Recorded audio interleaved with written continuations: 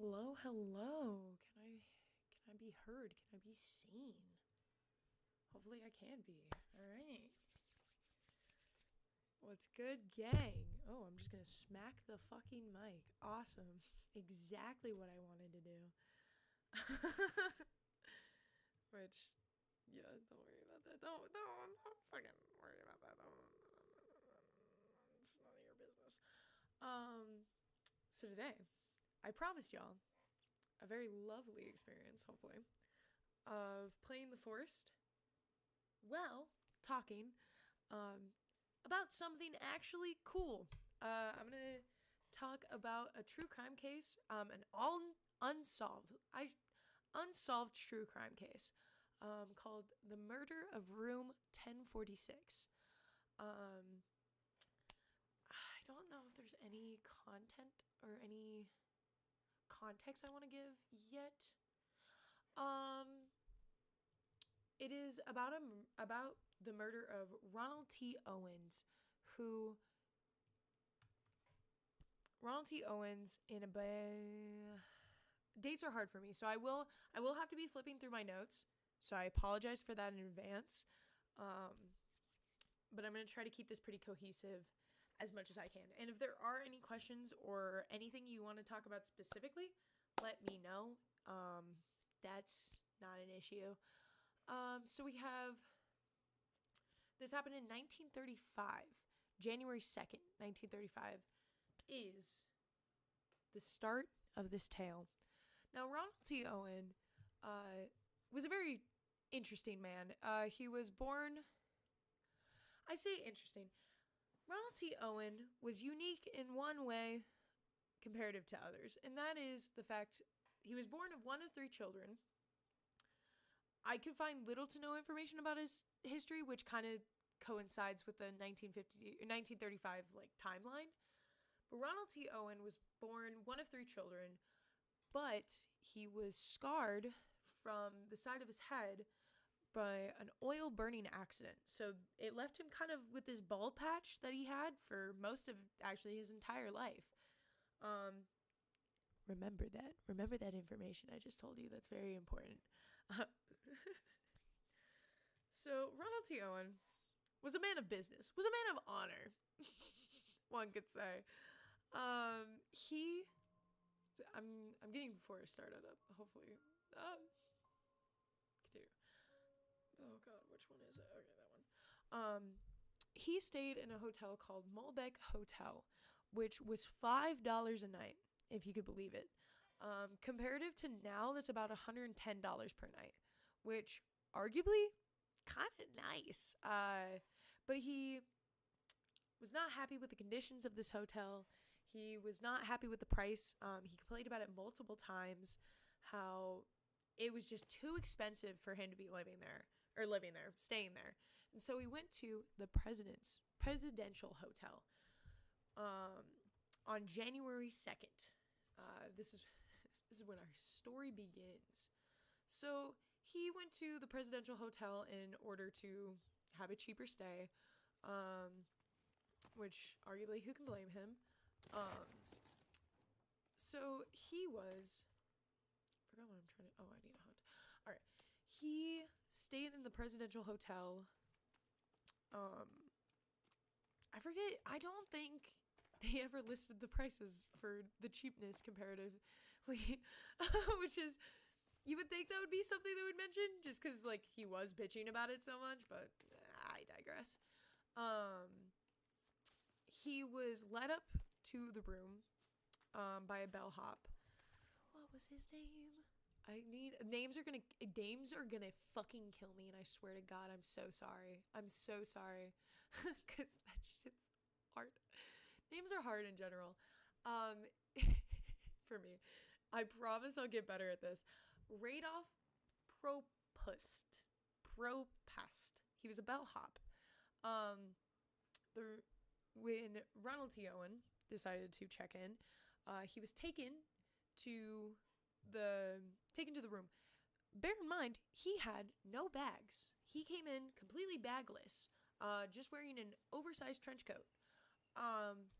And the bellhop who he complained to about the prices of the previous hotel, noticed that he put four things down. He put a comb, a toothbrush, toothpaste, I think glasses. It was the fourth thing. He did not carry many items. He basically pulled that out of his pocket, set it down by the sink, and called it a night. Which, we've all been there. We've all been there. And so and what was interesting about these hotels, because this is back in the 1935s, is that the hotels didn't lock on the inside like modern hotels today. They actually locked from only the outside. So if you were in the room would be unlocked, which terrifying thought to nowadays. Because, oh my God, would I lose my mind if someone could just walk into my house? Oh, I was so close to getting him. Luckily, we changed that system. I wouldn't say because of this situation, but I wouldn't say it didn't help.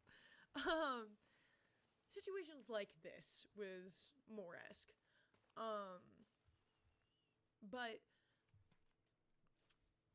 So the bellhop, he said, was it this? There's multiple bellhops in the story, so I do have to figure out which ones are which. I'm so sorry.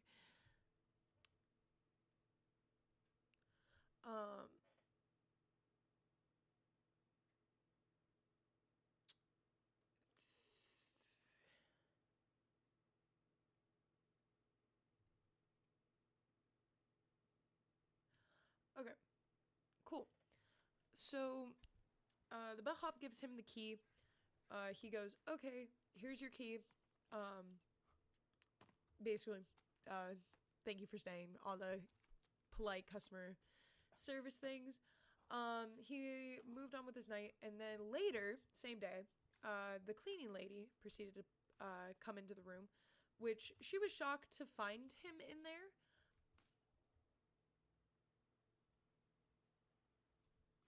Am I going?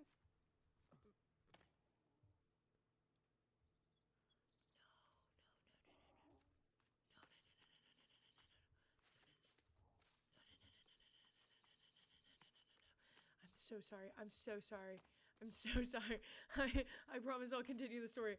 I am not dying today, though.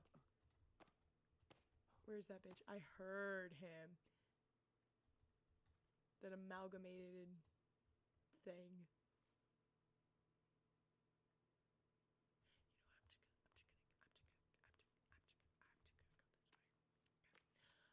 But he gave him the key. Said, enjoy your stay, whatever. The clean lady comes in. She's shocked because it was a woman that was in there before, and there wasn't supposed to be anyone in this room. So slight miscommunication, as he was in the room, and she was like, "I'm so sorry, I let myself in," like because. Anyway, I would like to remind us the key only opens on the outside. Therefore, clean ladies had their own special key that unlocked all the locks, the master key, that unlocked every lock in the hotel. And she was under the assumption that that no one was in there, so she unlocked it, walked in, and was like, "Oh, there's just like a guy in here." So she walks in and she starts talking with him. He complains once again about the prices of the old hotel he was in. He was really upset by those $5. Those $5 were really, really doing him wrong. She's also quoted in saying that he looked as though he was like scared or like worried about something, which not great. He did proceed to get a phone call. No, he did not. No, he did not. No, he did not. Sorry, wrong day. So that's pretty uneventful, right? They leave him be, let him do whatever. Yes, okay. And so that is night one. Nothing really eventful happens besides just kind of him just seeming worried about something. Okay. Apparently I'm not allowed to do that. That's okay. And so he was fairly pleasant, whatever. Gotta remember names. I'm so sorry. gonna be the continuous issue.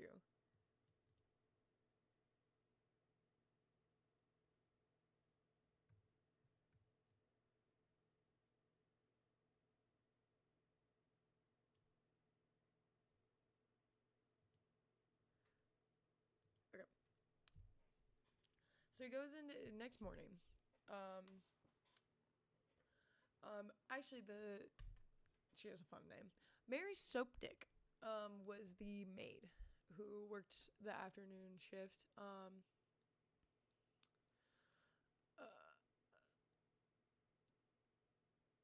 And then asked, oh, I forgot about this bit.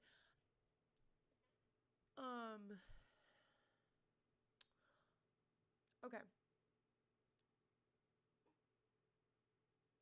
Okay.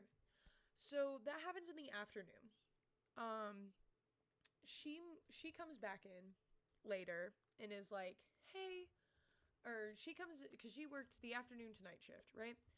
And so she comes in. Mary Soapdick comes in later that day and finds the door is unlocked. She comes in to hopefully refresh in towels, just general hotel mumbo jumbo. And she does notice that he has put his coat up, and it is about 4 p.m., bear in mind. He is 4 p.m. He is fully dressed in his bed. It is very dark in the room. He kept the curtains closed almost the entire time during his stay. And she woke him up accidentally. Or no, did not wake him up. He was fully unconscious. She redid the towels, and later, there was a note on his nightstand that said, "I will be back in 15 minutes. Dawn." All right? Remember Dawn. Dawn is a big character in this. So that happens next day. Throughout the night, they were realizing that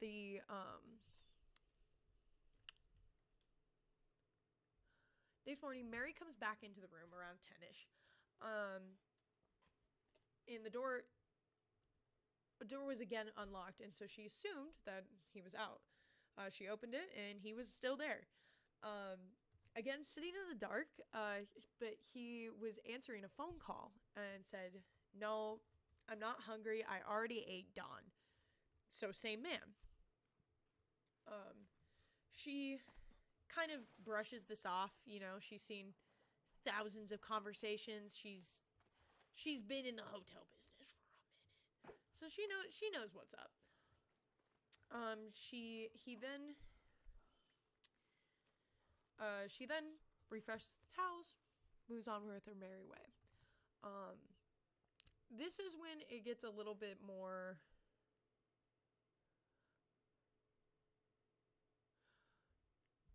Okay.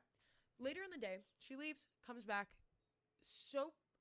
Mary Soapdick comes back. She is coming back to refresh in the towels. She hears two men's voices in the door. She knocks. She's like, "I have towels for you. Do you want some towels?" And they proceed to be like, "We don't need any. We're fine." So she leaves. She lets that be. Moves on her merry way. This is all happening on January 3rd. So January 1st, January 3rd, we go on. It's getting dark. I need some sort of sleep area, or I'm just gonna keep running and hope I don't get caught. Don't think it's the best idea, but it's kind of what I got. But so Soapdick leaves. She lets that be. She just kind of marks that as, oh, it must be dawn. And so they leave. They move on with their night. It is then, because this is. I really should have had this like way more written up. It's okay. I should have it, so I should write it so then I can actually see.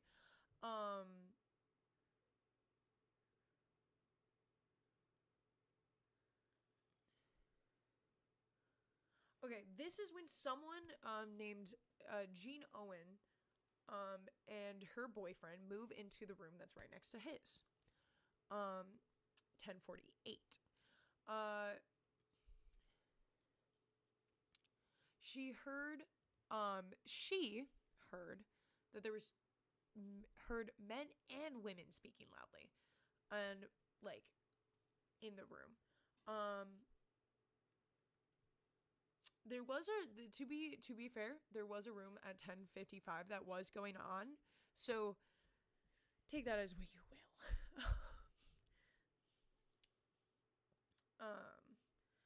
So later,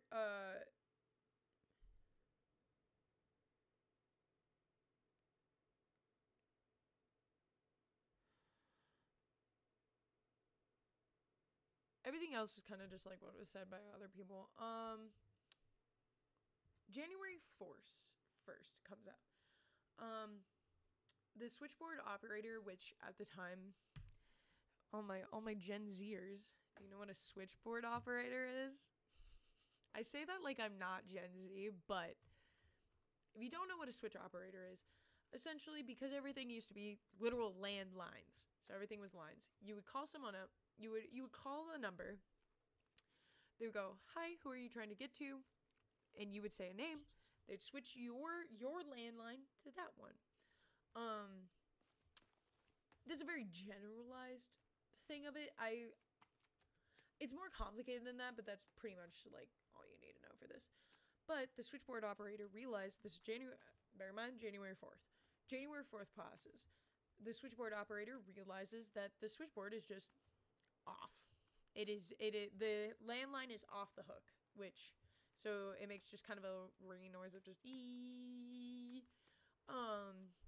And so she tells a bellhop to go up and like check what's going on. They assumed that it just got knocked, whatever. The bellhop goes in. I would like to remind us that it is 7 a.m. That is when the switch operator came in. She tells the bellhop to go check it. Oh,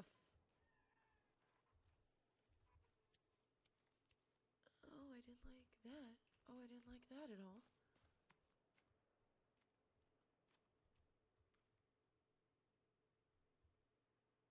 That was god awful. Never do that again. Realized that I came out here for hunting purposes and have not done any of it. I've been so enthralled. Anyway, so the bellhop goes in and they find Ronald T. Owen completely naked, butt-ass naked, in his bed. Which, bear in mind, back in those days, it's kind of on you for not knocking. But he was pissed drunk, according to the bellhop, that he was just inebriated. And so the bellhop's like, "Hey, sorry to bother you. If you could do that real quick, that would be really cool. You could put that back up." And so they do. It is later in the day, and oh god damn it, I'm terrible at aiming. Later in the day, the operator is like, "Hey, the light's off again. Like, I know," and she goes to Mary. She's like, "Hey, I know that it's like, I'm sorry, but you're gonna put towels in there anyway. Can you like go check that?" And so Mary goes in, and she sees the same similar scene, him butt-ass naked. She noted, though, that there was a dark substance around him. Nothing was done about that, which I think is really interesting. I was like, I don't know, if I'm a hotel employee, I guess I've done caregiving before, so I feel like I would always be like, "Ooh, no, we have to like get that out so you don't get like bed spores and all, or bed sores, not spores, bed sores." But I digress. So for the most part, that's. I'm not getting that back. Motherfucker. I'll have to make another one. That's fine. That's not the end of the world. Just really annoying.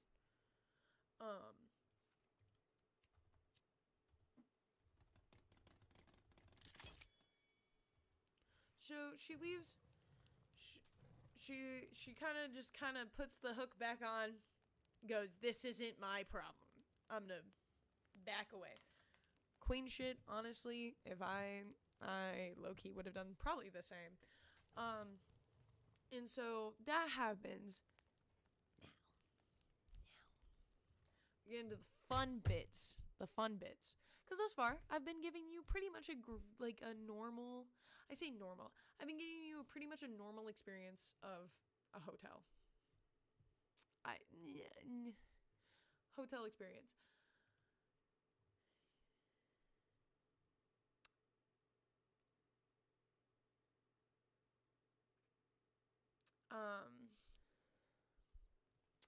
Bellhop was again sent into the room.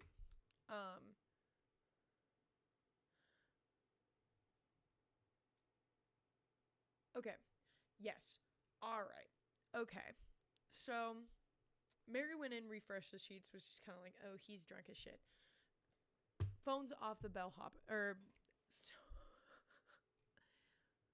Phone is off the wall again. And so they're like, hey, like, dog, can you just like, go get him again, please? And so this poor fucking worker is like, okay. The bellhop from the beginning of this story pulls up, and he is like, hey, man. He sees a do not disturb sign. He's like, well, he's drunk as fuck, so I'm gonna probably disturb him. Regardless. I don't think he was really looking for the welcome he got. But he opens the door and he finds Ronald T. Owen on his knees in front of the door, hands tied above his head, blood is gushing over his head. It is not looking good. There's blood all over the walls. There has obviously been a struggle. And he's like, hey, are you okay? Like, what's wrong? Like, what do you need help with? And fucking Ronald has the audacity to go, and the bellhop is like, who did this to you? Like, are you okay? Because his hands, not only were his hands tied, his knees were tied as well. He was not, and he says, no, it's okay. I tripped and fell in the bath. That was the most coherent sentence they could get out of him, mainly because he was heavily concussed. Of course, the bellhop goes down. He's like, please call the cops, whatever. They call the cops. He dies at the hospital from just his injuries, which is really unfortunate, which is really bummer. So now, there's a lot of questions. How did he end up how did he end up like that? And that's where the unsolved bit goes. There has been a twist I've not been telling you guys, though. Because later, they go, this man has died on us, Ronald T. Owen, we can't find next of kin, we don't know what's going on. So Kansas City police decides to start posting photos of this man everywhere. They're like, if you know anything, call us, here's a tip line, like, tell us what's going on. And so, like, they're waiting, no one's responding. Not a soul is answering their questions. And that's because, though, eventually, they start posting the photos out. Eventually, Ronald T. Owens' mother calls and goes, that's my son. His name is not Ronald T. Owens. It's Artemis Ogletree. So this man booked this hotel under the alias of Ronald T. Owens, which would not slide nowadays. However, did slide back then. They didn't really give a shit as long as you paid. And he had left his home around at 19 years old and had moved around the country, keeping his family posted via mail. There was never anything really, like, I say discussed. There was never really anything aggressive. And if he kept them posted, he would get wired money by the family. So, Trust fund, baby. One could say.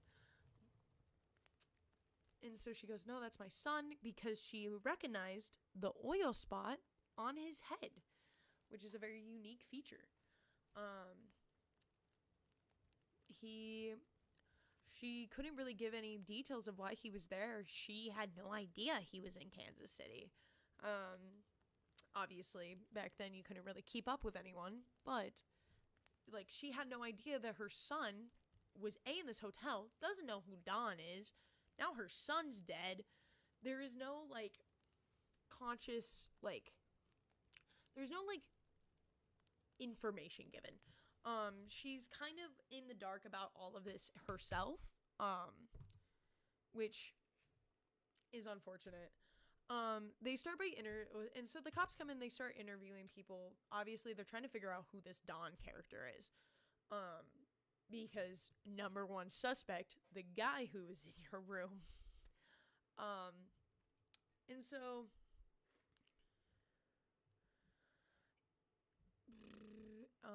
they found a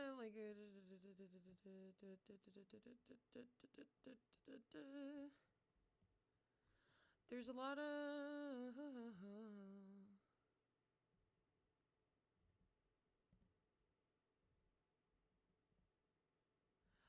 okay, so they found there was a lot of posting of the guy. Okay, later developments. Basically that is the whole of the story. I'm trying to figure out because the investigation was kind of interesting. I was like, okay, like the yeah, he was completely comatose by he arrived on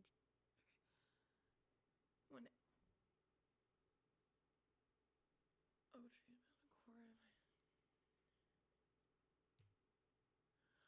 there was blood enough to be that it hit the ceiling.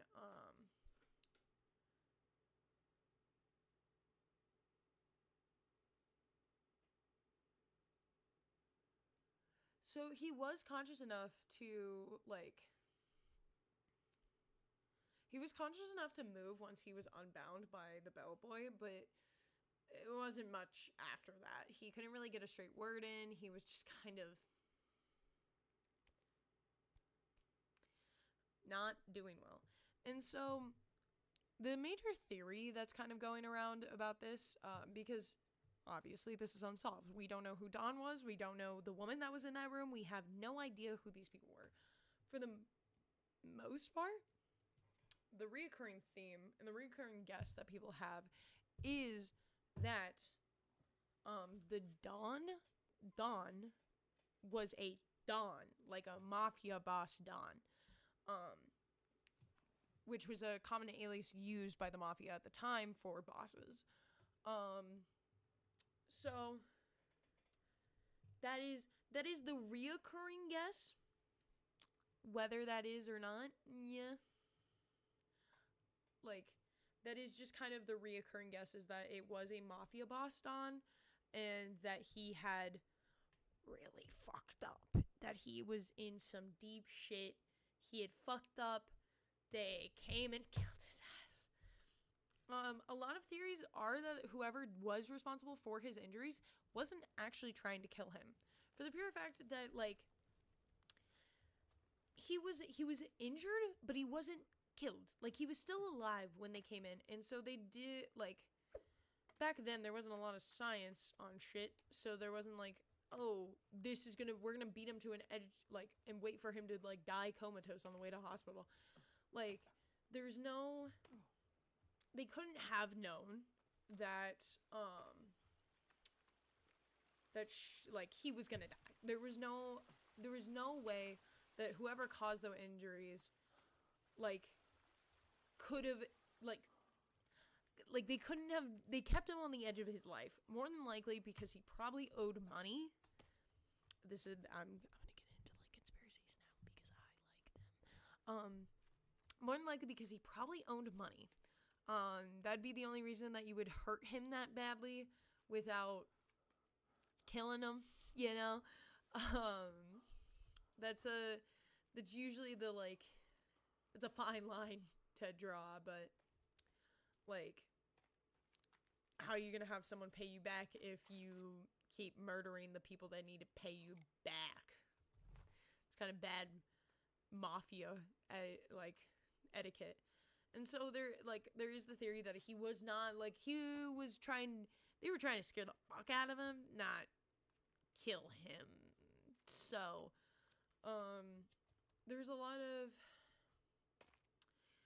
a prostitute that was in the hotel, because I don't know if prostitute was illegal, but I think it was way more open and honest than it is now.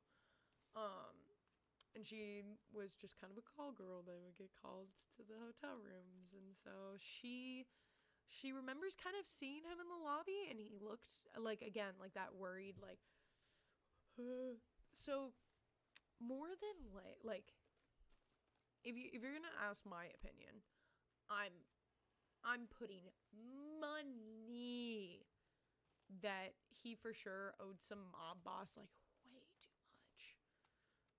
Probably like $100 back then, which would be the equivalent of I don't think couple thousand, but like definitely 1,000.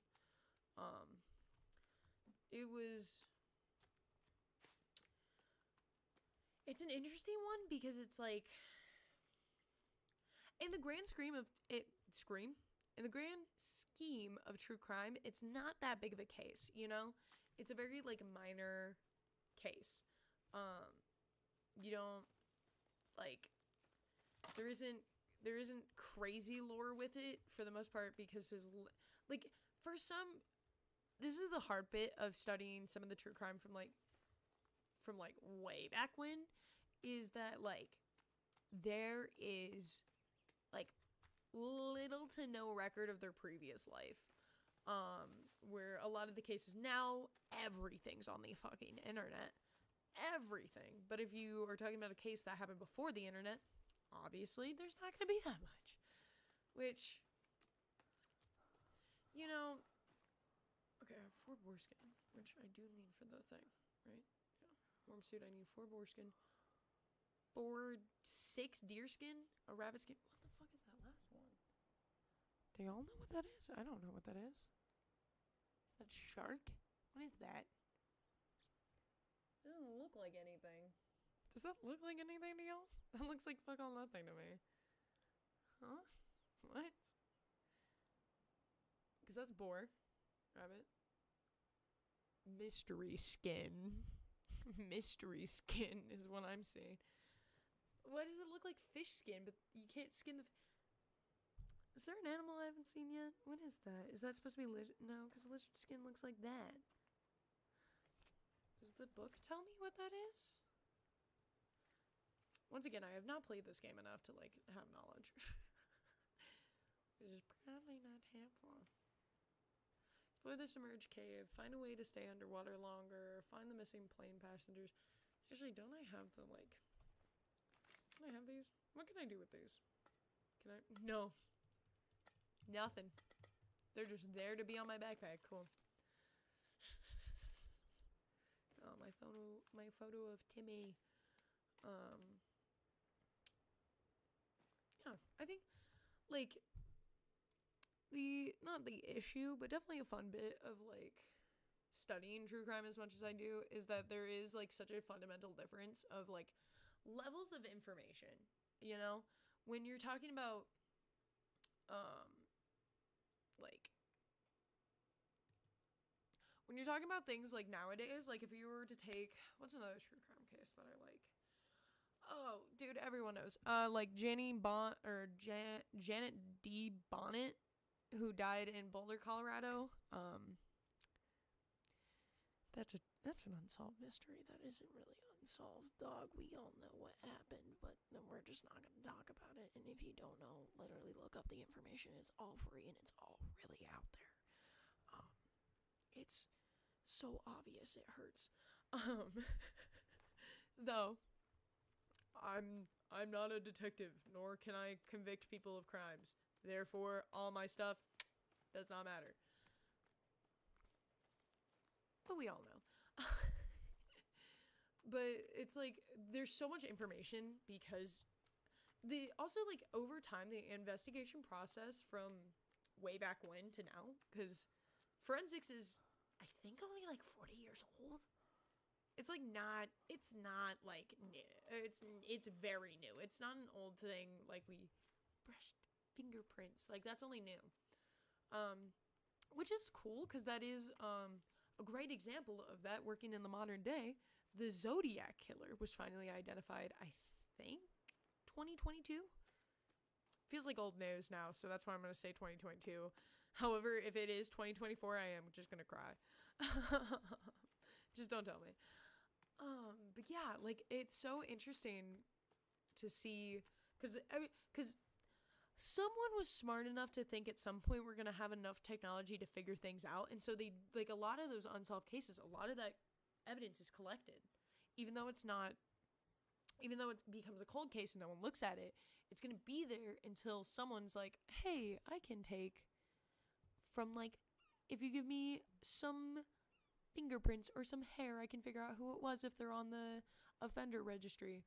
And so it's so interesting to see how much it's progressed comparatively. Cuz like the fun like what would have made or broke the I don't know what that gets me. This case is specifically the fact that we do not know who Don is.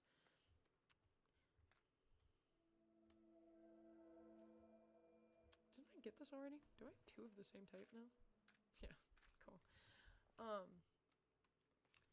But it's the fact that we didn't know who Don was, though I would put money that if we had the note still, that Don's fingerprints would have been on that note, and that we could have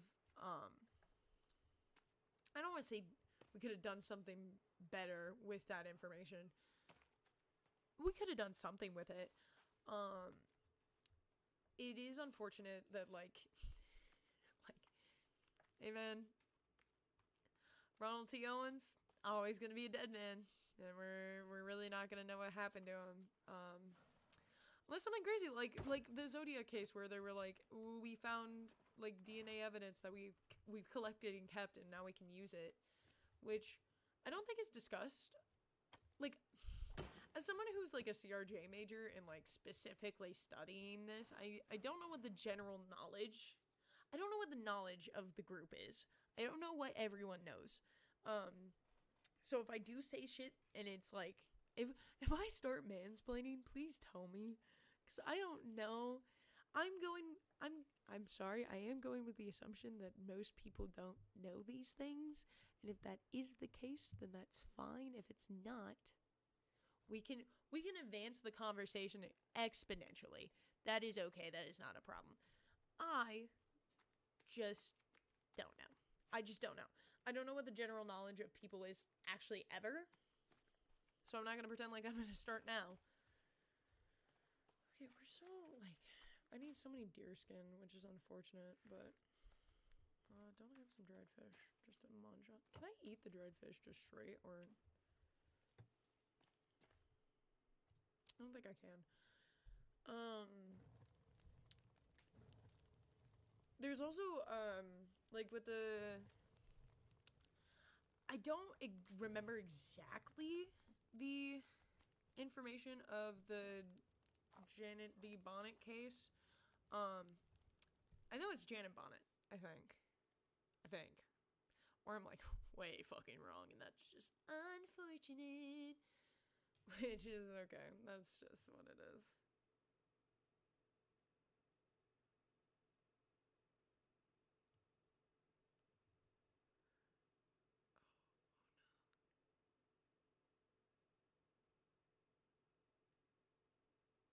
I didn't realize every time that I shift through things that it's just a white screen for y'all for like 0.5 seconds, and that's unfortunate. So I'm gonna fix that system tomorrow.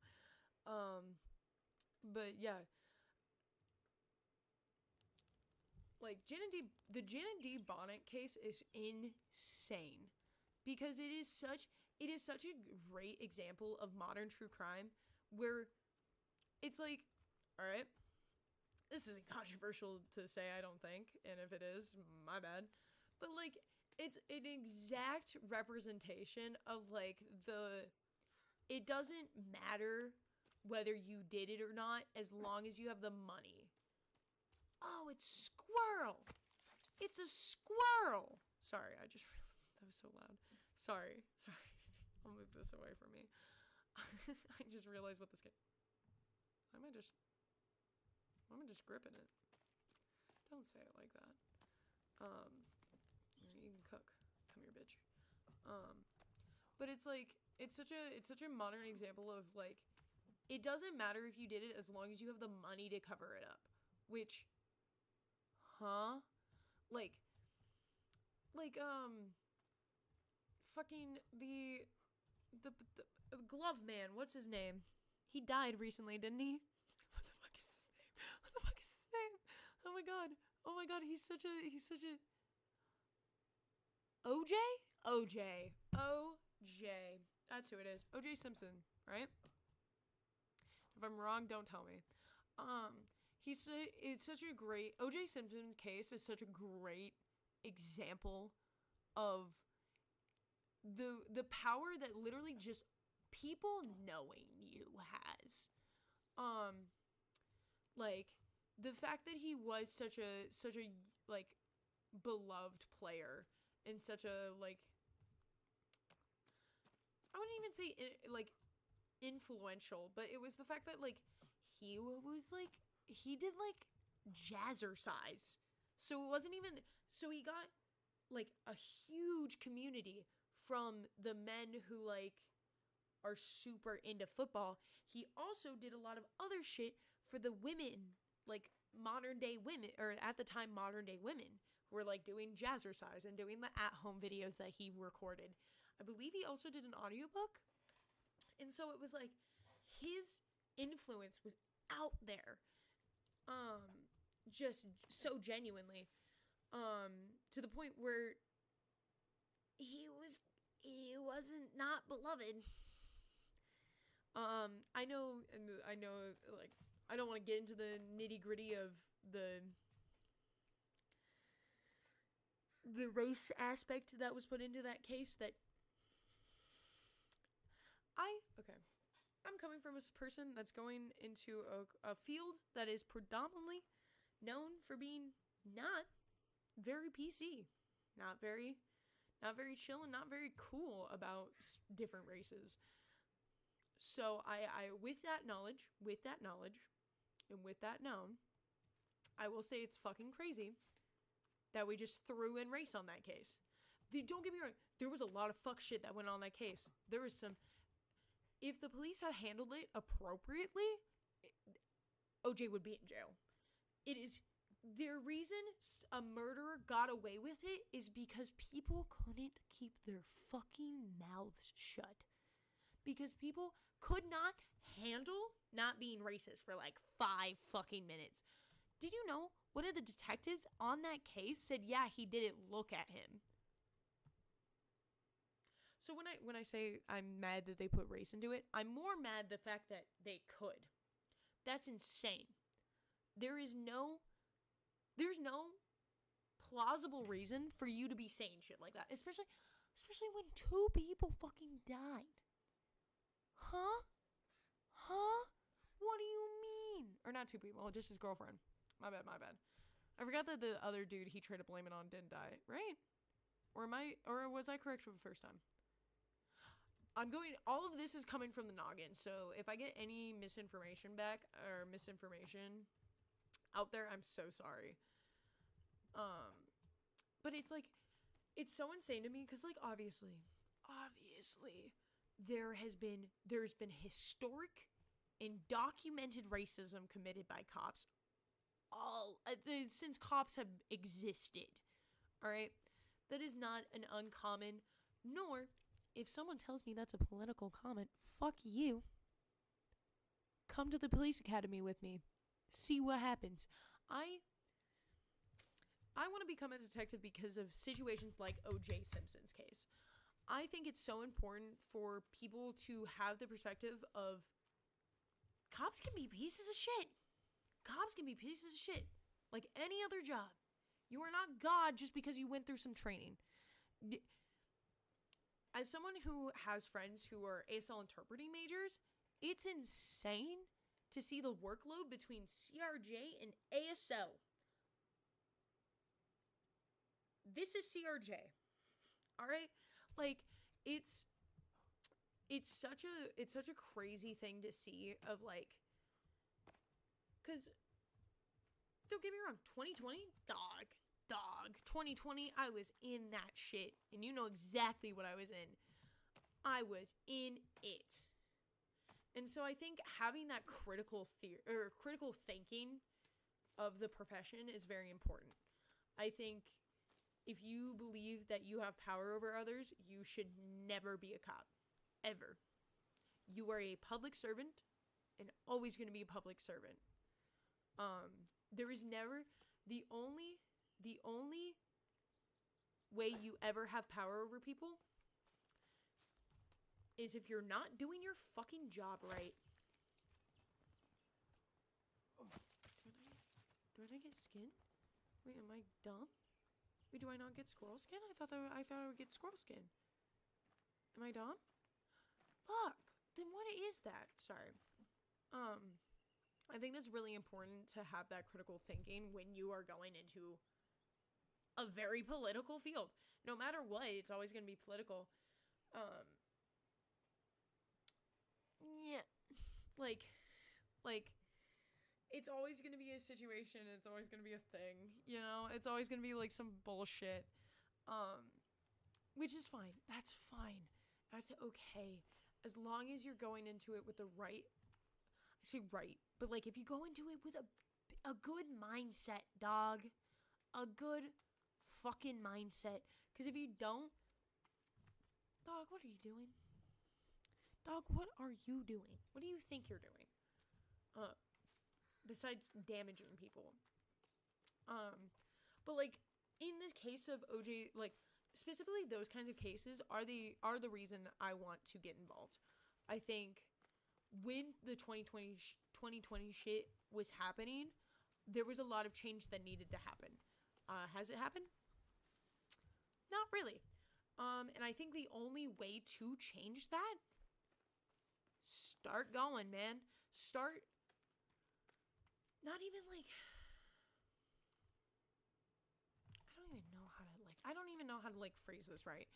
But like, the only way to make change is by actively participating in that change. I think the best I can do with making that change. What are you? Why does it look like a shark? Is that a mushroom? No, because it's skin.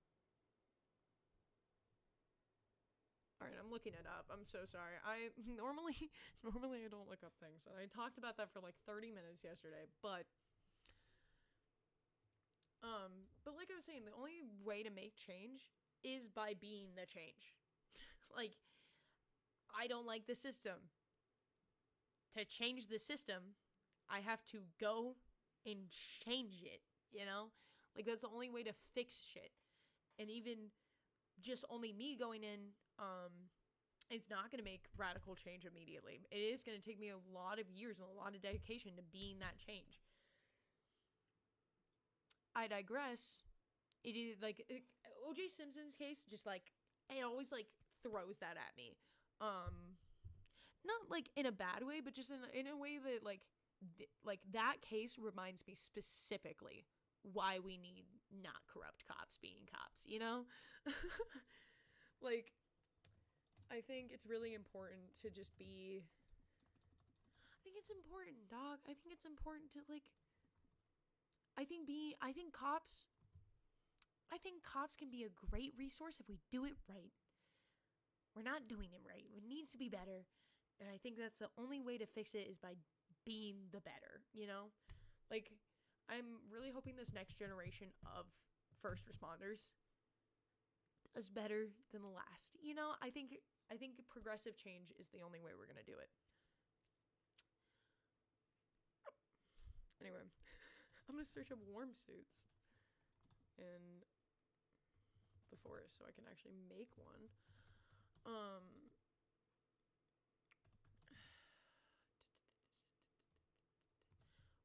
in the forest. Okay. What? Cause what the fuck are you? Raccoon skin? That's a raccoon? Are you fucking... Are you high game? What do you mean that's raccoon skin?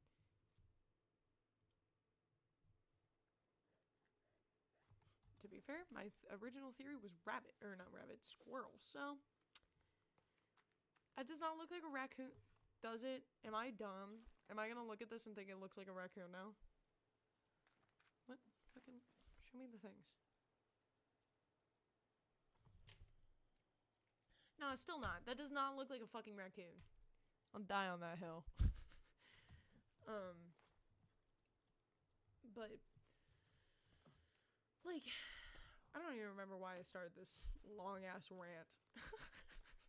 I'm passionate about it, you know.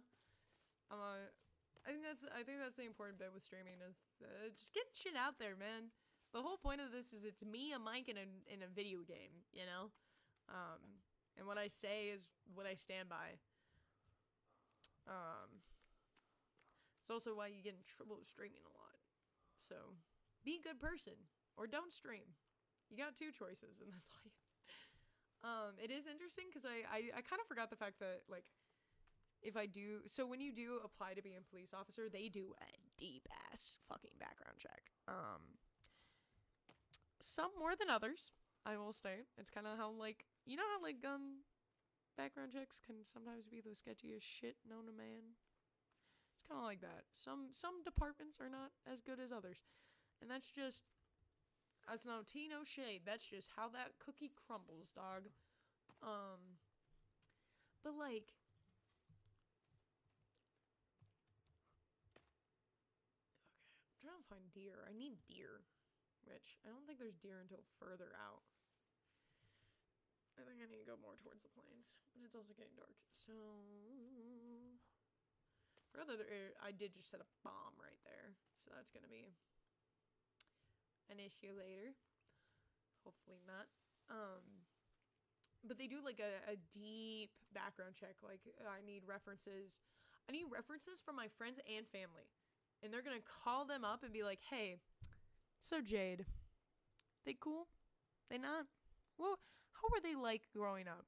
Which I'm really fucking scared of because they can call one person, I'm fucked. I will make it very... But also, I'm allowed to be like... I think I'm allowed to be like, no. I think I can be like, this person hates my fucking guts and will tell you lies. And as long as I only say that about, like, one person, I think we're good. Or that person could be a homie. You know what? That would be the make or break between me and that person. Is what they said to the cops. You know what? That's like a great test of friendship. Are you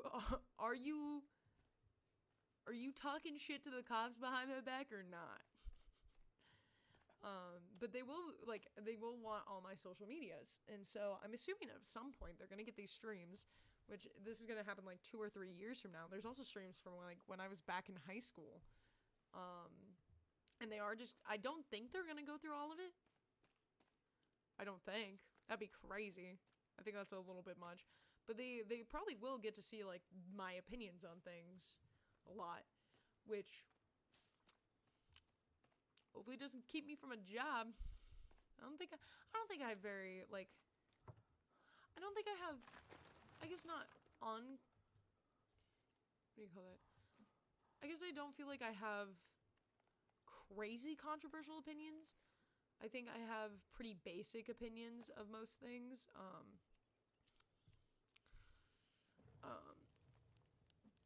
You know, but I know I started this on O.J. Simpson's case, which, yes, influence matters. Influence and money matters. The Janet Bonnet case.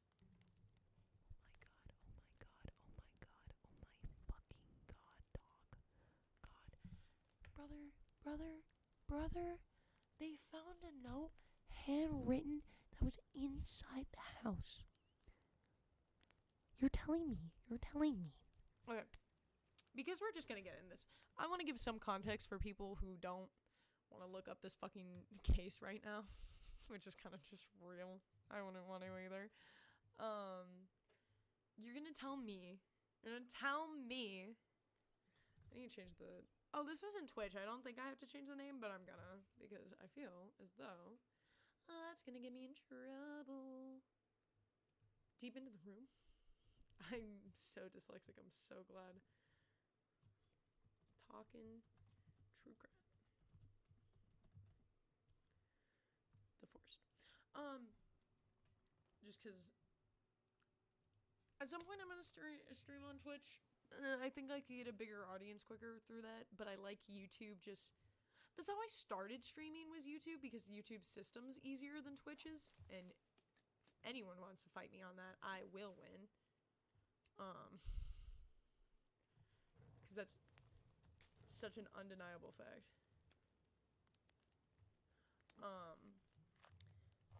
And so, like, that's so funny.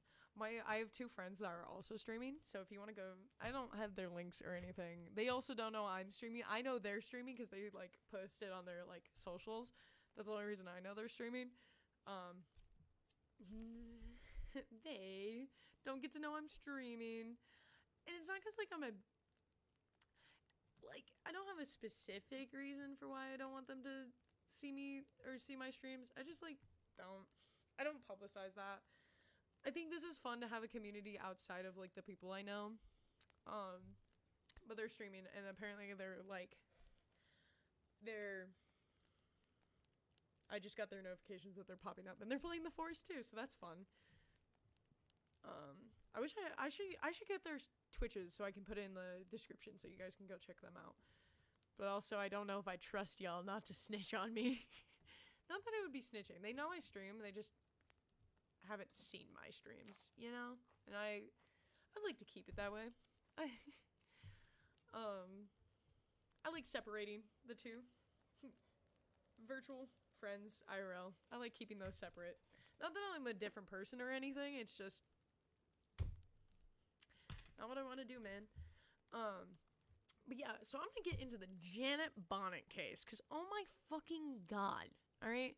I'm gonna give the biggest fucking warning, dog. This is all from the dome. I'm not gonna do any looking up unless I really want to. So all of this is gonna be like me remembering, which I don't think anyone should ever trust ever. So don't take any of this as like actual fact of what happened. Please go out and do your own research. It's very publicly out there. Dog, Wikipedia has a pretty good page on it, dude. Like, even though Wikipedia is not a good resource, but it can be if you use it right. Anyway, disclaimer. Anyway, so Janet Bonnet, was a child actress. And so was a child actress in Boulder.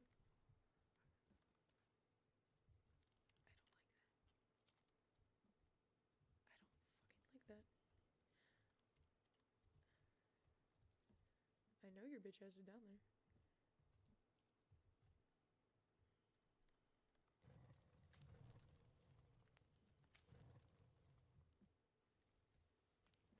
I heard the pitter patter of a little bitch. It's neither here nor there.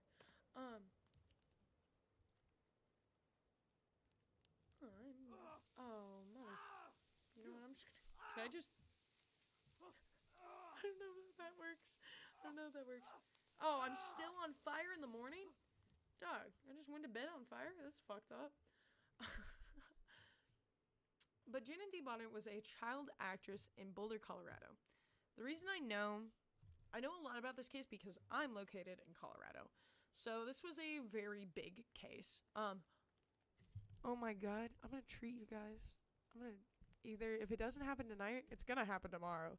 I want to tell you guys about the true crime story from my own hometown that not only happened once, but happened twice. Anyway, I know that's gonna locate me to y'all a shit ton, but I don't really care.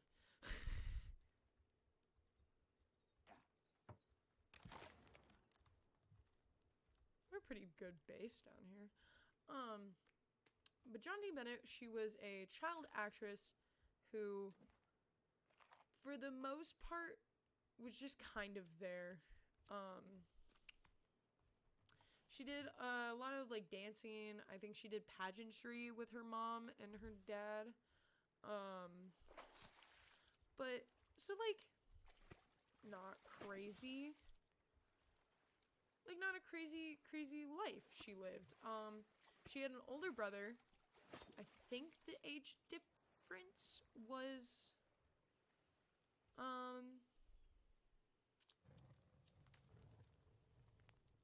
forget what the age difference was. I think it was about 10 years. Would be my assumption. Also, you know what happens about assumptions. Makes an ass out of you and me. But she was a child actress. Her parents weren't famous, but she herself made the entire family famous. That's how popular she was. In like the pageantry, in like that circle, you know. And so Christmas rolls around, right? And suddenly the police in Boulder, Colorado get a call being like, our daughter is missing. We don't know where she went. We don't know what's going on. Please come help us. We found a ransom note. And so the cops come in. They look around. And they're like, well, not trying to be rude or anything. You guys do know that there's no tracks leading away from the house or to the house. And the family's like, weird. That means... And so they start searching everywhere for the famous daughter, you know? She's known by the town, especially in Boulder, Colorado. That shit is... And so she's known. So people are like, oh my God, like what could have happened to her? Like we need to find her. And so they start searching like hardcore everywhere. And then they search inside the house, in the garage. And you want to know what they found? Her in a bag, wrapped up in rope. Dead. And they're like, so what the fuck?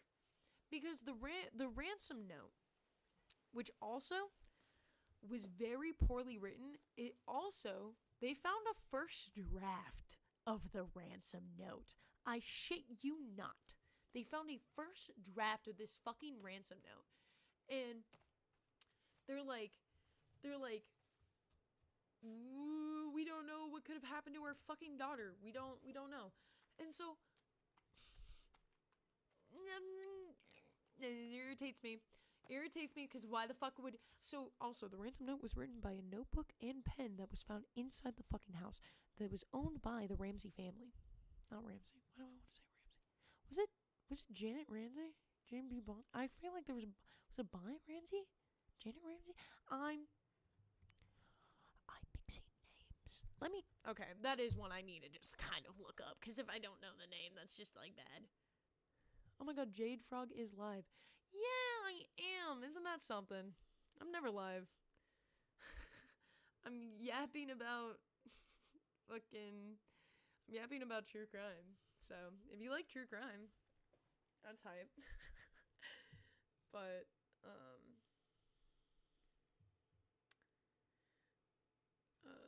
what is it? Janet Bonnet? I cannot remember for the fucking life of me. No, it can't have been Bonnet. Was it Janet Ramsey?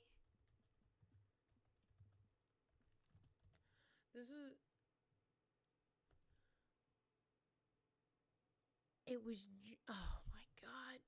It was John Bonnet Ramsey. Oh my God. So I was... Oh, I'm so dumb. It actually hurts. Anyway. I fucking digress. It was Janet.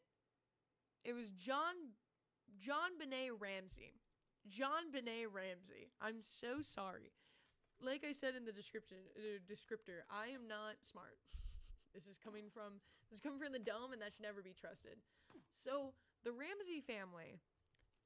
So the ransom note was written and found in the Ramsey's house using the Ramsey's paper and pen. And it was very obvious that it was written by someone's left hand. Which, fun fact, no one in the house was left-handed.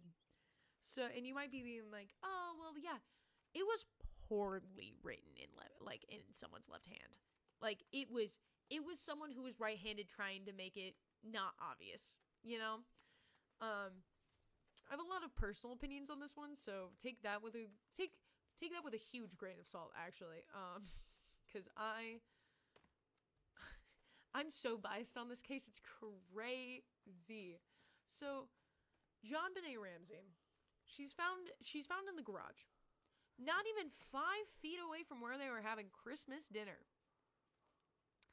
And so, the case goes from, oh my god, this child's missing, to this is now a murder case. Obviously, the family is first on that drawing board. There's no shot that they didn't, they would have had to have known. Cool. My bones click. JonBenet Ramsey. She was... So it becomes like the family. The family is now suspect numero uno, right? Okay. Because obviously there's literally no way to have. First off, there was no tracks from or going into the house, and it was like a foot of snow, because this is Boulder, Colorado. There was like a foot of snow. There was no evidence of a break-in or anything. So the story that the family is pushing out, that a kidnapper came in, wrote the ransom note, wrote 2 versions of the ransom note. They wrote a first draft, which they scrapped, and then had the second draft. Once again, what? And so the everyone's like, okay, so the family did it, right? There was no fingerprints on the body or the rope or the pen. Though, and there's no, this is one of those cases where, because the law is you have to prove beyond a shadow of a doubt that someone is guilty, that shadow can be really fucking big. That shadow can be really fucking big, even though it's literally everything except for, a confession and, DNA evidence. That's basically the only thing that's keeping anyone out of jail from that case. But I think, so they tested everyone's handwriting, right? Because they were like, okay, so there's no actual way that someone came in and used your pen and paper, so one of you had to have wrote it. Which,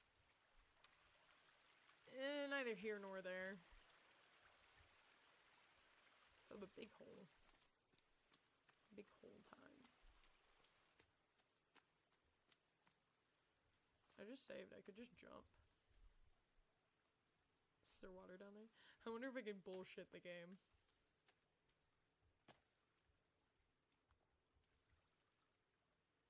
I want to make it down there. I know I have to go through cave systems to get there, but I want to see the winter area first. Also, I have to see a fucking raccoon. I have not seen a fucking raccoon once. And so they test everyone's handwriting. The mother's handwriting was really fucking close. Because obviously, they're trying to... It's hard because you're trying to transfer... Because whoever wrote it with their left hand, even though they're right-handed. So you're trying to figure out, similarities when someone is actively trying to make sure that the handwriting's different. I think it being written by someone's left hand when they're obviously right-handed is evidence enough. Because why would you do that? Why would you do that if you thought you... there is no logic and writing a ransom note in your left hand so they don't identify you if you aren't in the fucking house to be identified. The only reason someone would do that is if they were in the fucking house to be, like, if you thought they could test your handwriting. And if you're a fucking kidnapper, why the fuck would you give them that? You're not, if you do this right, you shouldn't be in the fucking house. I have a lot of aggression towards this case. Because it's dumb. Okay, I guess dumb's a little aggressive, but, like, come on, man. The evidence is on the fucking wall. I always feel like when I talk about this case, like that one meme where it's like all the red lines across the board, like, come on, man. Are you actually kidding me? You're gonna... Huh? You're gonna tell me that's, like... Oh, come here, bitch. No, don't run away. No, don't do that. No, don't do that. No.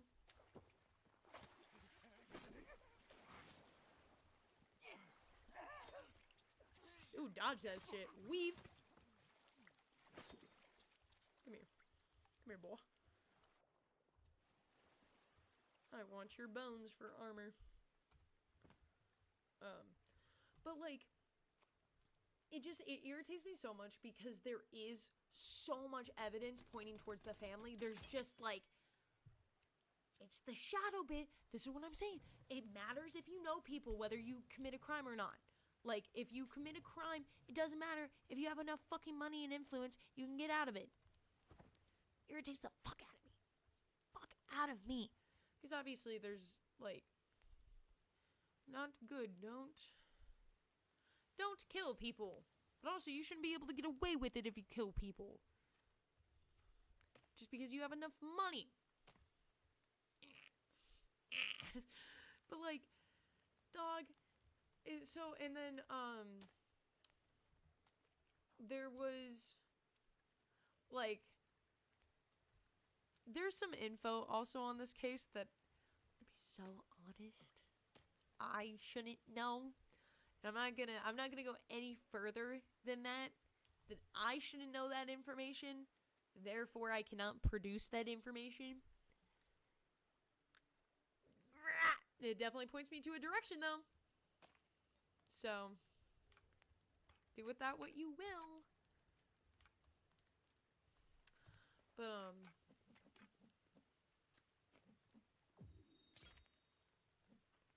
got some bone armor. We're so close to being, like, almost fully decked out in bone armor, which is gonna be hype. And I also saw a guy over here. Lovely bones, come here. Imagine getting catcalled like that. But, like, there's so much evidence pointing towards the family being involved. And, like, if you have ever, please, if you have time or, like, have any want at all, please go watch interviews after, like, JonBenet Ramsey died. Please go watch interviews where people are like, well, you were the only ones in the house. So, what's good, gang? Like, please go watch that. Because it's so fucking awkward. The energy is always bad. It is, the son also said some weird shit, and I can't verbatim quote him, but he was fucking weird, alright?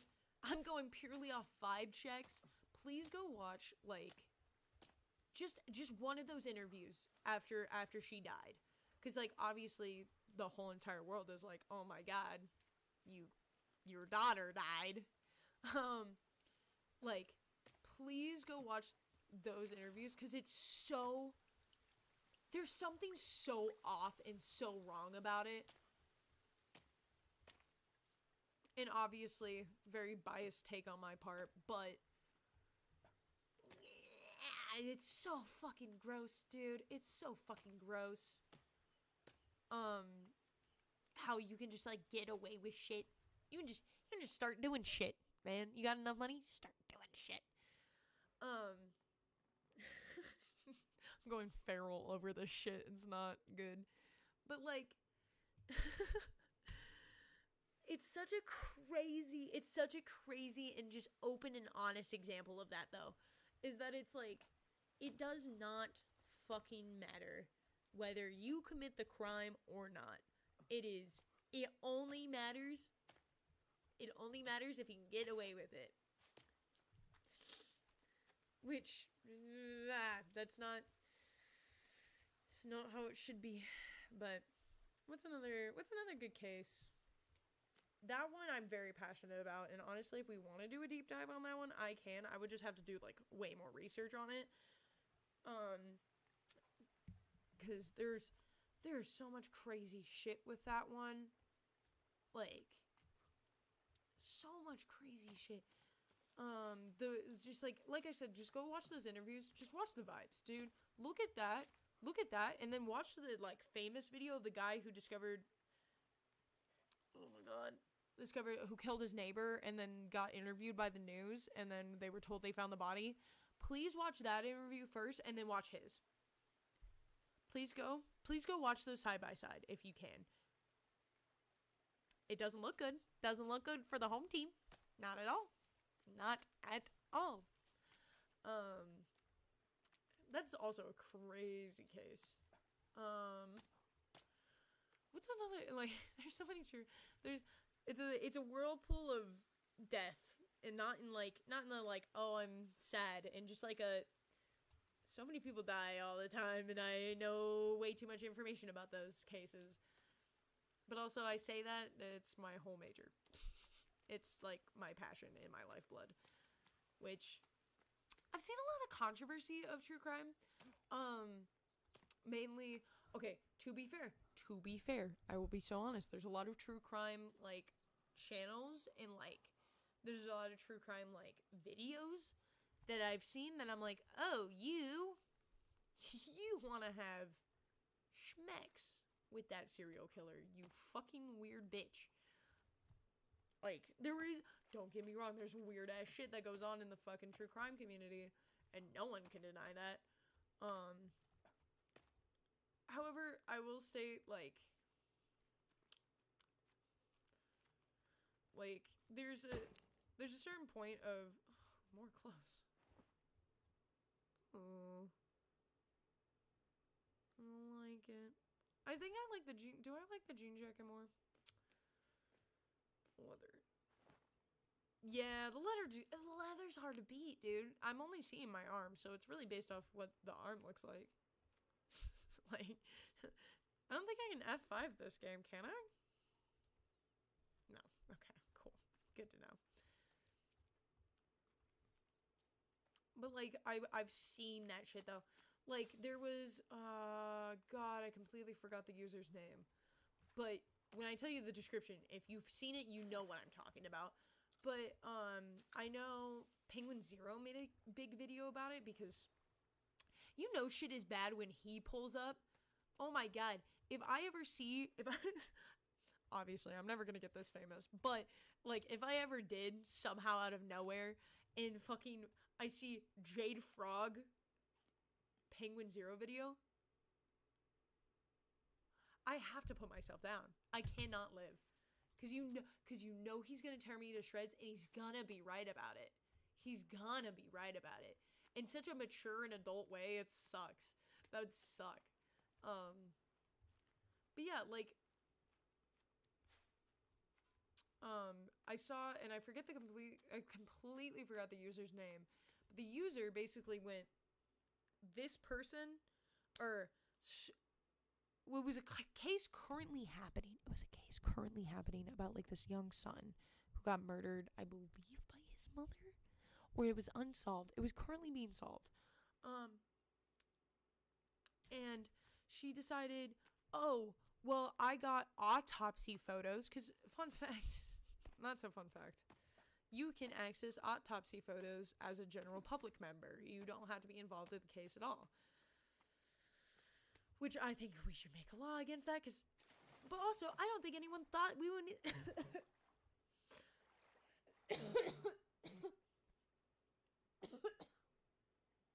Sorry. I'm so sorry.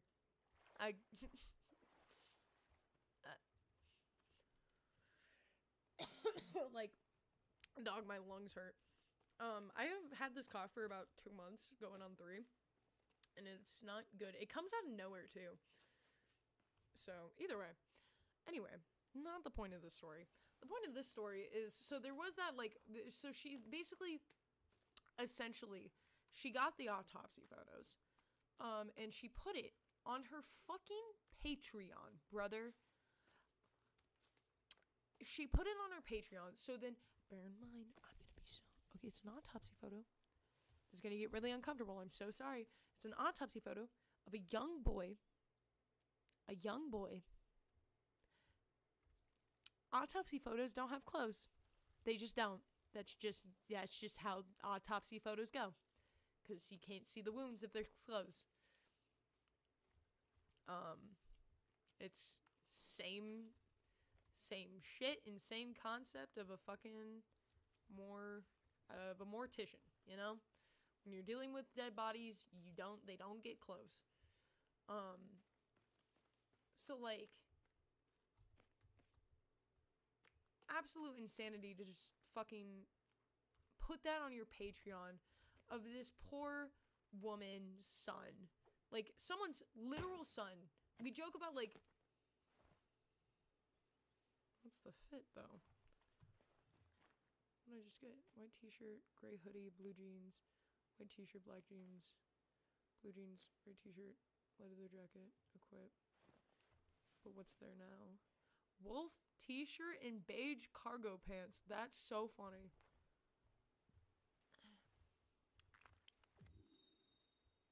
I don't know what I just did.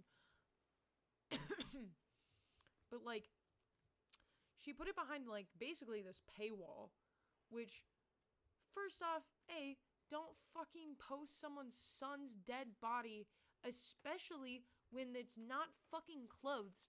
And also, Patreon, I don't believe, has an age verification. I think it does, but also, we all grew up on the fucking internet, Gen Z. We know. No one fucking told the truth on that. So, it was accessible to minors, if they paid enough money. Are you fucking kidding me? The first autopsy photos I've ever seen is Jack the Ripper's autopsy photos, which launched my unfortunate fascination with death. Specifically just, like, crime and true crime and shit. But, like, it's crazy that she just, like, posted that and was like, nah, because people have to pay, it's fine, right? No, ma'am. No. It doesn't matter if it's just behind a paywall. It's still out there. You're still taking someone's, like, I can't imagine being that mother. I believe the mother was still alive. I don't know about the case. I only know about the, like, oh, whoa, where the fuck am I? You know, you just start finding shit. Oh, I'm gonna put blood on me again. Why'd I hand my son a gun? But, like,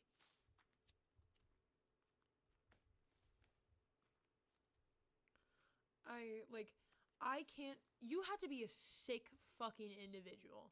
You have to be so mentally unstable to do that. Like, cause, like, if you've ever seen the Jack the Ripper autopsy, it is brutal. It is insane. And, like, I saw those those were, like, the first autopsy photos I've ever seen.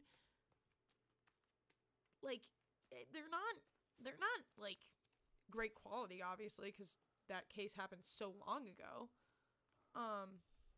But, like, it's not, like, even that, something from so long ago and so fucking grainy and shit, it's still hard to see. It's still not easy to look at someone's dead body ever. Because, fun fact, you don't want to be doing that. Even someone who loves true crime like me, I don't gain anything, or, like, I don't feel like there's no need for me to see shit. That's why when I talk about true crime, I'm not showing you guys fucking shit. Like, I'm not going, oh my god, and this is what his dead body looked like.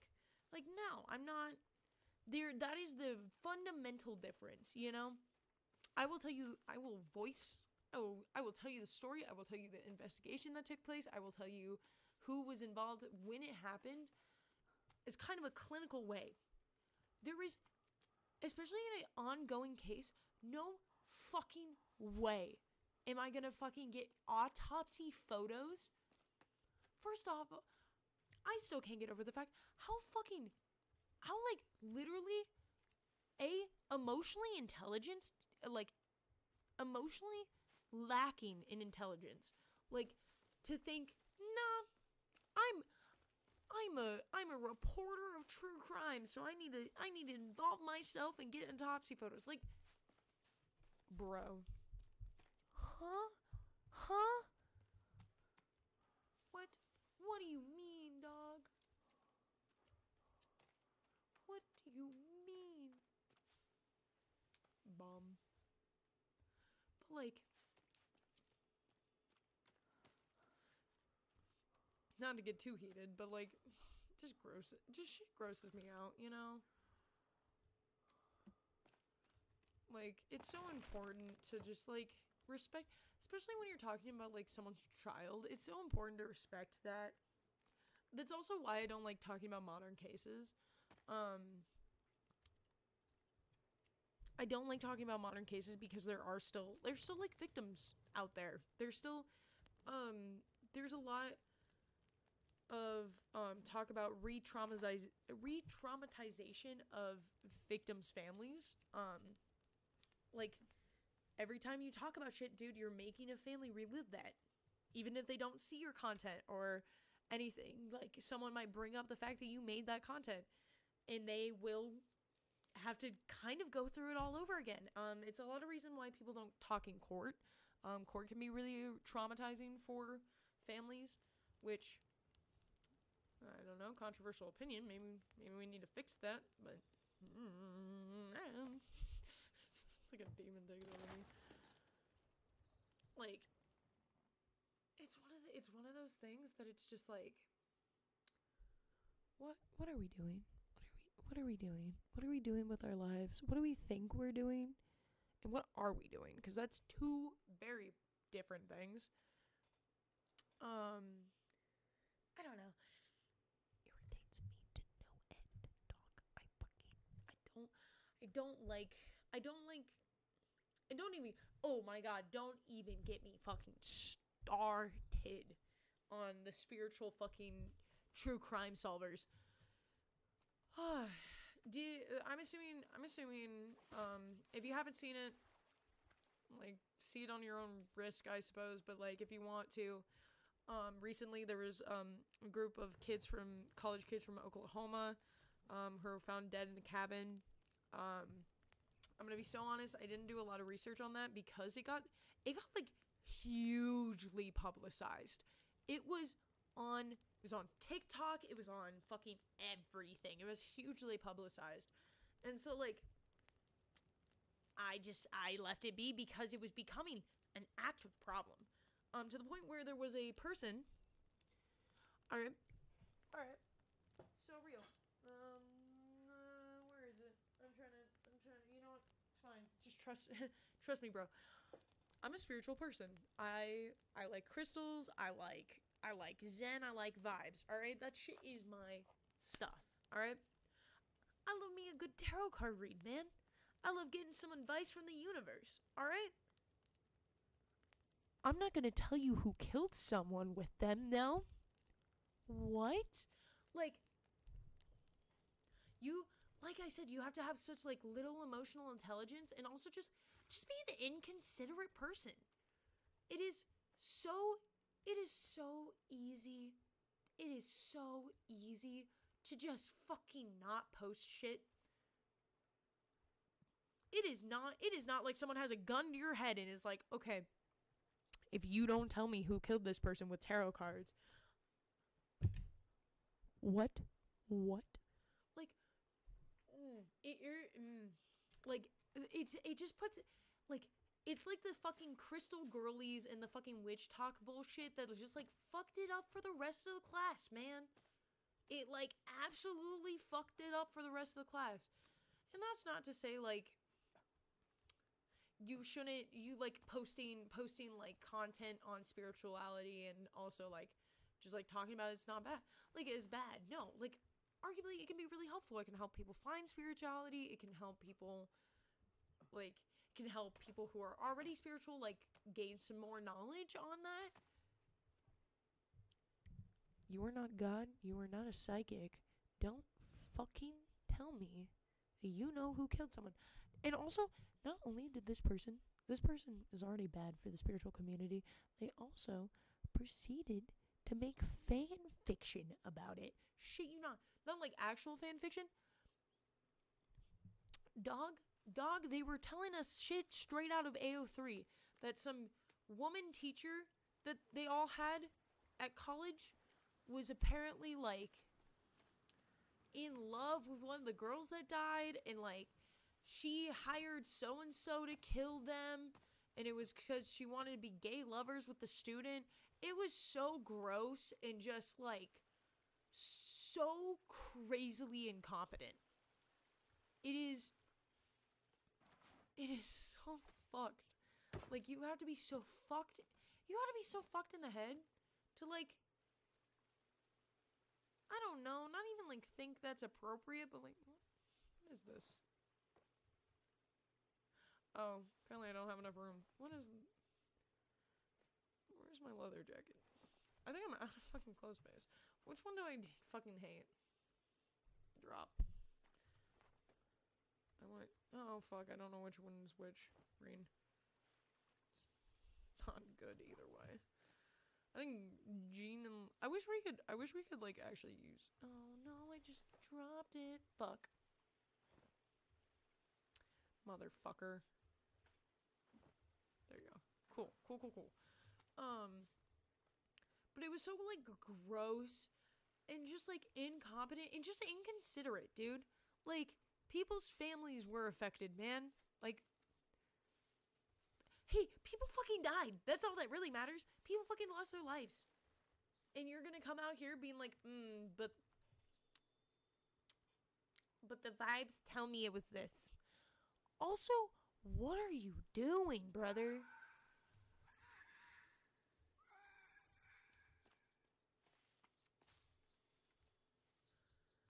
Hey man, we could have just said I was yapping for too long.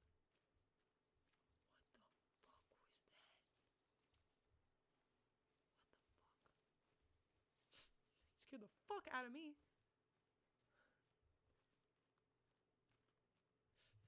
Fucking heart's beating fast. But like it was so crazy to see how like actually inconsiderate someone, a part of, especially like not to be preachy. I'm not gonna be preachy about this, but like, dude, oh, from the fucking spiritual community, man. What do you mean? What do you mean? The whole bit of being spiritual is to find your fucking zen, you weird fuck. What are you doing? What are you doing? Like, there is no fucking excuse for that shit, man. Like, you're just actively being a piece of shit and just being like, nah, but like, my spirit guides tell me. And it's like, did they though? Did they? They told you that? Mm-hmm. And that's coming from someone who's spiritual. Like, dog, what? Spirituality is great because it's an inner practice. Is an inner practice for yourself, not to start solving shit. Spirituality works because you practice on your own and make an active effort. I think I just hate people.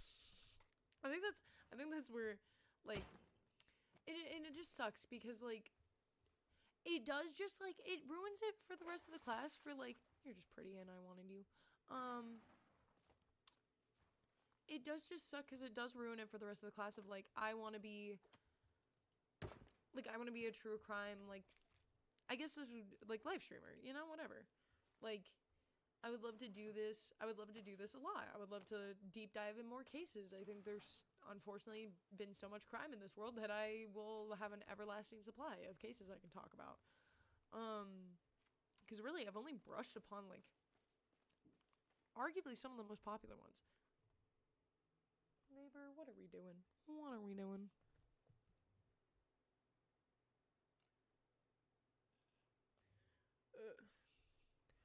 But it's just crazy. It's just insane to me. Just like, because I would love, like I said, I would love to do this more. I would love to do, fucking that.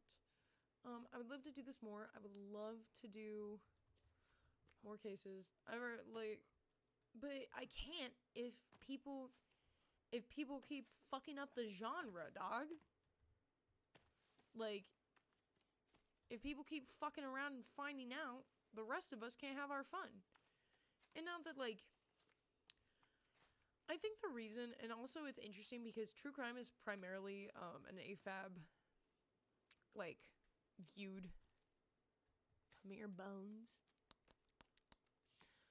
It's a primarily AFAB thing, which, you know, neither here nor there on that.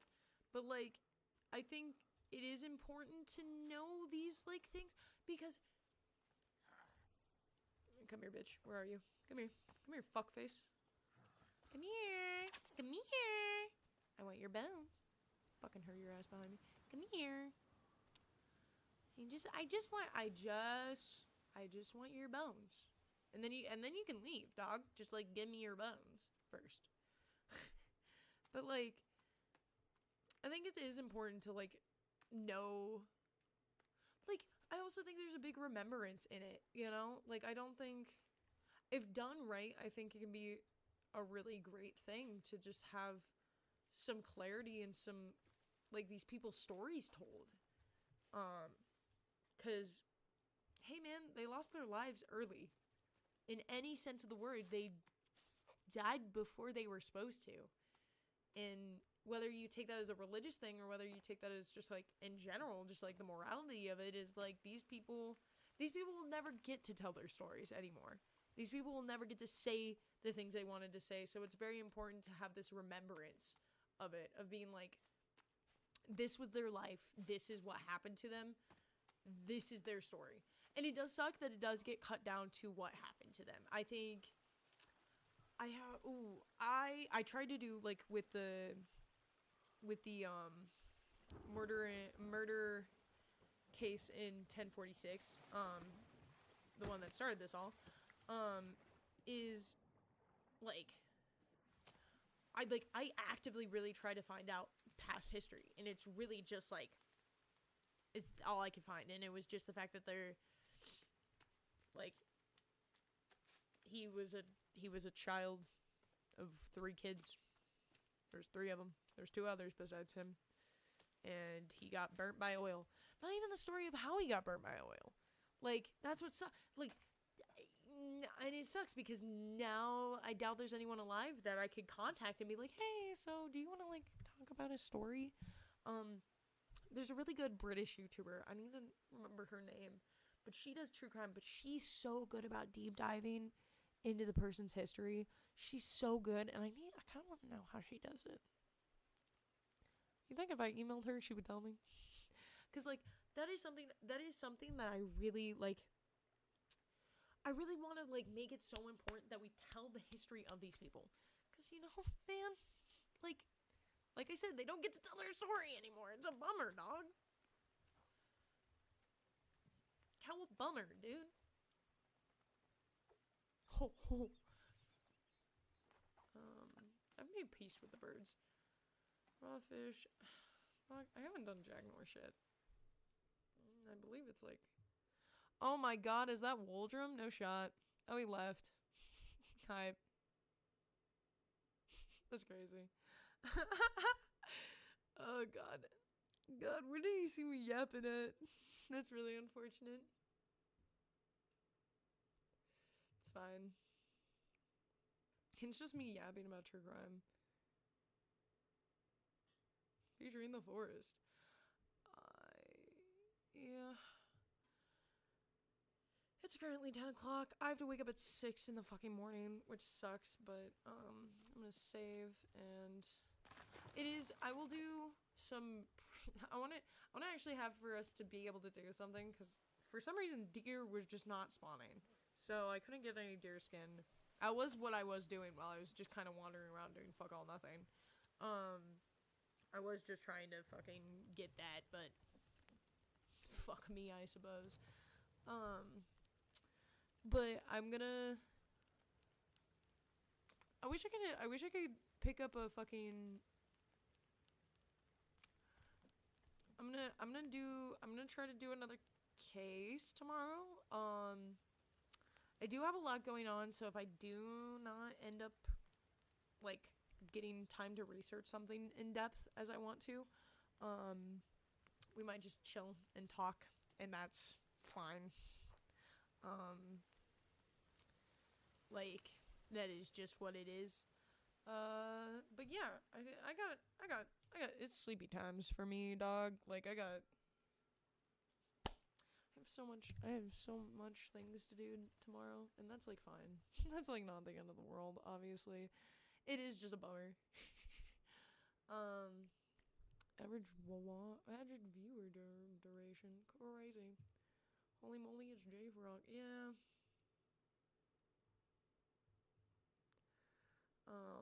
But yeah, it was really cool. It was really awesome to get to yap and just talk about true crime. Again, I'll try to find, so tomorrow I'm gonna probably do a little bit of gaming off screen, so then I can get the deer skin before I come back, so then we can actually like explore something new and have fun reactions. I'm gonna try to research something in the time that I have. I have an exam coming up in a couple of days, so yeah, I'm gonna try to dedicate some of my time into that and try to find a good thing going. But yeah, thank you guys for watching. Whoever did show up, and then whoever didn't. Like, I'm excited to get back into this. It's been a minute, so yeah. Peace and love. Peace and love. I hope you guys have a great rest of your nights. Don't get murdered.